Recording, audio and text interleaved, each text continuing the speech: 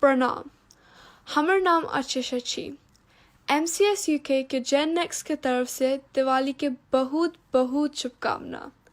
Stay safe and have a wonderful Diwali.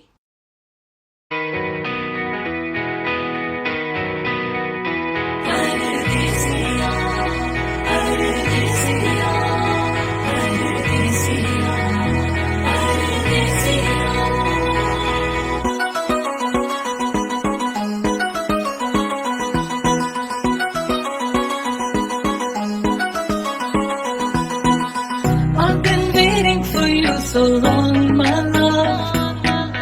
Come back to me, let's have some fun, my love.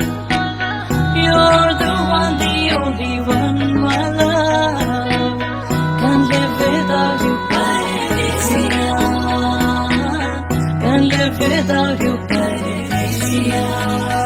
परदेसिया परदेसिया के चिट्ठिया लिखैया तोरिया परदेसिया परदेसिया के चिट्ठिया लिखैया तोरिया परदेसिया परदेसिया हो परदेसिया हो परदेसिया हो परदेसिया हो परदेसिया परदेसिया के चिट्ठिया लिखैया गोरिया परदेसिया परदेसिया के चिट्ठिया लिखैया गोरिया परदेसिया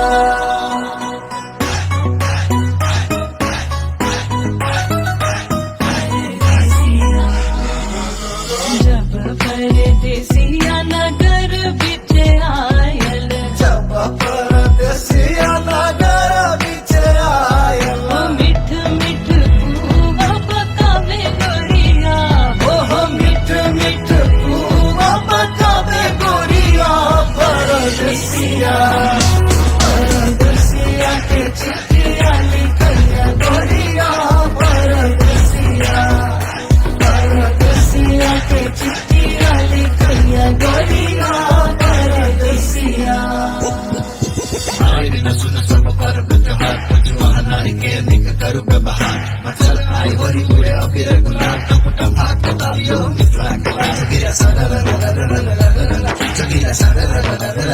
जब परदेसिया आंगन बिच आयल, जब परदेसिया आंगन बिचे आयल, तो लाल रंग चादर उछावे गोरिया, ओह रंग अबीर उड़ावे गोरिया परदेसिया परदेसिया के चिट्ठिया लिखैया गोरिया परदेसिया परदेसिया के चिट्ठिया लिखैया गोरिया परदेसिया परदेसिया के चिट्ठिया लिखैया गोरिया परदेसिया परदेसिया के चिट्ठिया लिखैया गोरिया परदेसिया